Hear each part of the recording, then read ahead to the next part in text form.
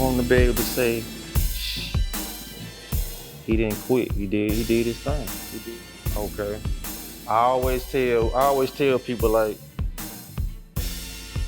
it came from me. Hip hop kind of came from me. You know what I'm saying? Like before hip hop, I was in the martial arts. You know what I'm saying? The whole Bruce Lee thing, the ninja, karate, all that martial arts. Then breakdance. Once breakdancing hit, it was it. You know what I'm saying? So like, I say when breakdancing first hit New York or whatever, it didn't take long for us to start spinning on cardboard and breakdancing, pop locking. From breakdancing, it was Michael Jackson trying to be like Michael Jackson. From there to BBD, New Edition. But yeah, as soon as breakdancing hit, it was over. So it's like I just got engulfed. You know what I'm saying? I ain't never just say I wanted to be a rapper or I wanted to be a producer. It kind of like just sucked me in for real. First, I was writing poetry in school. I wrote a few poems. I took a trip to New York, and I wrote a poem about just being in New York for like 2 days. I just started writing poetry, and then I think I can remember writing one of my first rhymes to "Nice and Smooth" instrumental. Trying to think of the name of the song. Sometimes I rhyme slow, sometimes I rhyme quick, but it was the remix. It was the Tracy Chapman sample to Fast Car, the one they sampled Fast Car. I think I remember writing one of my first rhymes to that instrumental, and it just went on from there because I liked that beat. So after that, I just kept writing. I always been in ciphers, like in the whole college scene, parties. It don't matter, like house parties. We always been in ciphers or battling, cause just coming up listening to the East Coast. That was the thing to do. You had to get in the cipher, at least get in the cipher. At least, you know what I'm saying, show your skills or whatever. Shout out to disc makers, man. Shout out to disc makers, you know what I'm saying? I don't know, I got a disc maker's catalog, and found out we can make our own tapes, and it was up from there.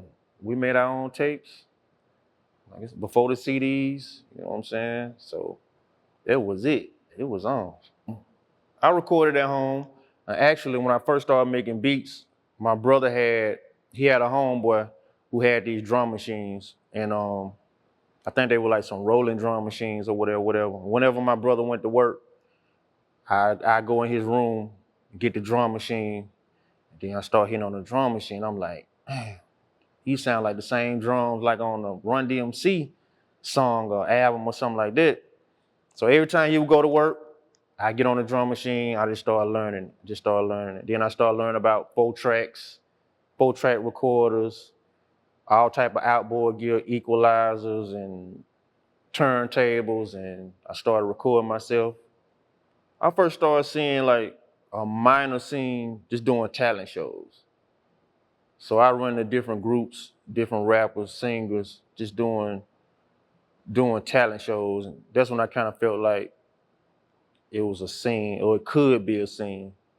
It was potential for a scene, you know what I'm saying?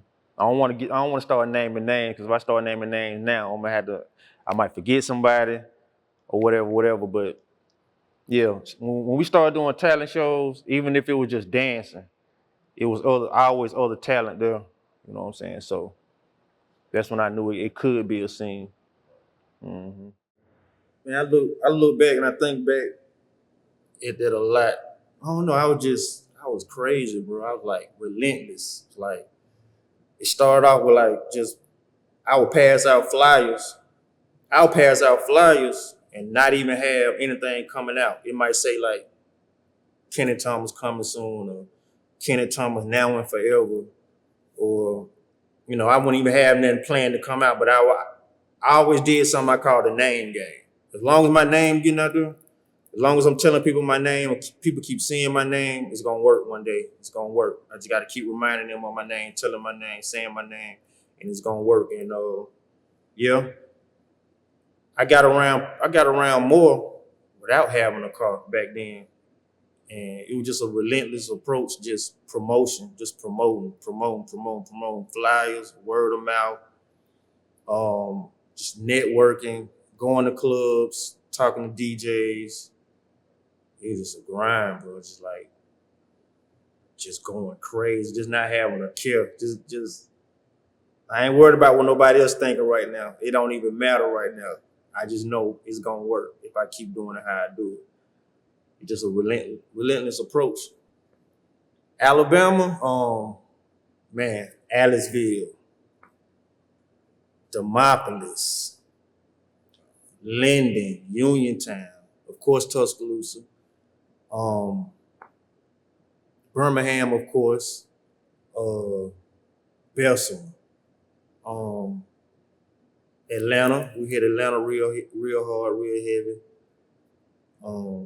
Montgomery, man, everywhere in Alabama. Mobile, Huntsville, Gaston, everywhere in Alabama, man. Like let me see. I don't know. It's a lot of places where I had to maneuver different. But one thing I always learned, wherever I went, I'm gonna show respect. So I ain't gonna too much. I'm not gonna have to worry about no BS. I'm gonna show respect wherever I'm at. It can be the smallest town or the biggest city or the smallest town. When I show up, I'm gonna show up with respect. And when I get on stage, y'all gonna be glad. They were gonna be glad I came. Yo.